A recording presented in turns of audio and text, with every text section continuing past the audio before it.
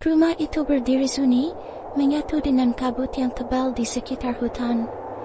Saat keluarga baru tiba, mereka tak menggubris cerita seram yang diceritakan penduduk desa. Bagi mereka, rumah itu adalah tempat memulai hidup baru, jauh dari hiruk-pikuk kota. Namun, sejak hari pertama, ada sesuatu yang aneh. Angin malam berhembus melewati jendela pecah, membawa suara-suara aneh. Gemertak di lantai atas terdengar, meski rumah itu kosong. Pohon-pohon di sekitar rumah seperti berbisik, seakan memperingatkan mereka untuk pergi. Malam semakin dingin, dan kabut semakin tebal. Sesuatu dari dalam rumah mulai mengintai mereka, menunggu saat yang tepat untuk menunjukkan wujudnya. Malam itu semakin larut ketika keluarga kecil ini duduk di ruang tamu, mencoba bersantai setelah hari yang melelahkan. Tetapi suara-suara aneh dari lantai atas tak henti-hentinya mengganggu. Ayah mencoba mengabaikannya, berpikir bahwa rumah tua ini mungkin hanya bernapas bunyi-bunyi biasa dari bangunan tua. Namun, saat tengah malam tiba, suara langkah kaki di lantai atas semakin jelas. Langkah-langkah itu berat, seperti seseorang sedang berjalan perlahan dengan sengaja. Ibu mulai merasa tidak nyaman, menatap langit-langit dengan cemas. Mereka memutuskan untuk naik ke atas, memeriksa kamar-kamar. Sesampainya di lantai atas, koridor terasa lebih dingin dari biasanya. Setiap langkah mereka menggema, dan di ujung lorong, sebuah pintu kamar yang sebelumnya terkunci kini terbuka sedikit. Ayah meraih gagang pintu itu dan mendorongnya.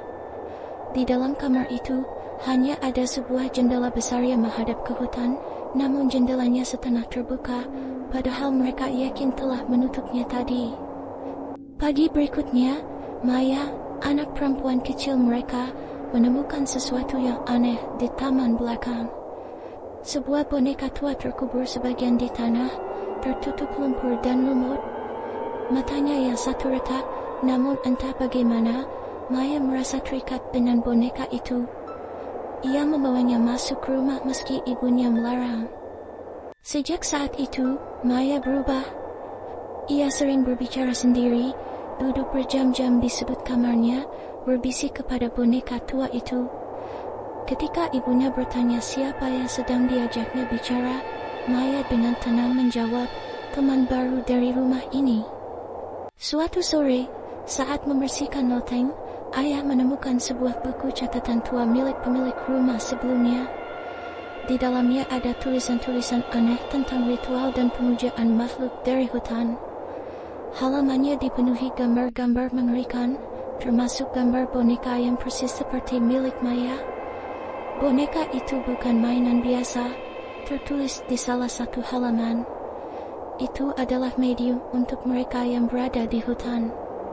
Ayah segera menyadari bahwa rumah ini memiliki sejarah kelam.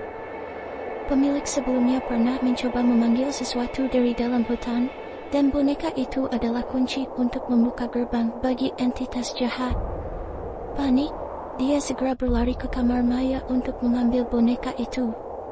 Namun, terlambat. Maya sudah pergi.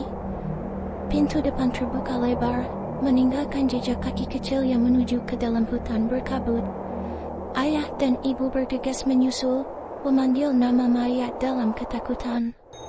Suara angin yang bergemuruh seakan menjawab panggilan mereka, dan bayangan-bayangan samar mulai muncul di antara pepohonan. Mereka tiba di sebuah lingkaran batu tua di tengah hutan. Di sana, Maya berdiri memegang boneka itu, dan di sekelilingnya, sosok-sosok tak berbentuk bergerak di dalam kabut. Wajah Maya tampak kosong, matanya seperti menatap ke kejauhan, tidak menyadari keberadaan orang tuanya. Ibu mencoba meraih Maya, namun seketika, bayangan-bayangan itu bergerak mendekat, membentuk dinding kabut yang tak tertembus.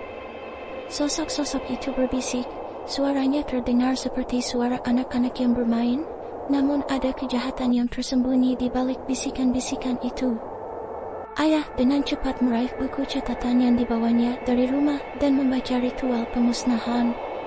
Tapi setiap kali dia mencoba membacanya, Suara di hutan menjadi lebih keras, mengaburkan pikirannya. Ibu berteriak memanggil Maya, namun gadis kecil itu tak bergerak, seolah berada di bawah kendali boneka tersebut. Dengan sisa keberaniannya ada, ayah melempar boneka itu ke tengah lingkaran batu dan mulai membaca mantra pemusnahan dari buku catatan. Bayangan-bayangan di sekeliling mereka berteriak marah, kabut semakin tebal, menelan seluruh hutan dalam kegelapan. Namun, suara mantra itu semakin kuat, menggema di seluruh hutan, hingga akhirnya, dengan satu teriakan terakhir dari bayangan-bayangan itu, semua menjadi sunyi. Maya jatuh pingsan di tengah lingkaran, boneka itu terbakar sendiri hingga menjadi abu. Ibu dan ayah bergegas mengambil Maya dan membawanya kembali ke rumah. Setelah kejadian itu, keluarga mereka memutuskan untuk meninggalkan rumah dan hutan di belakangnya. Namun, meski mereka mencoba melupakan semua yang telah terjadi, bayangan-bayangan dari malam itu tetap menghantui mereka. Rumah di tepi hutan kembali sunyi, namun dari kejauhan, siapapun yang melewati tempat itu bisa melihat sosok kecil di jendela, menatap keluar dengan senyum aneh di wajahnya.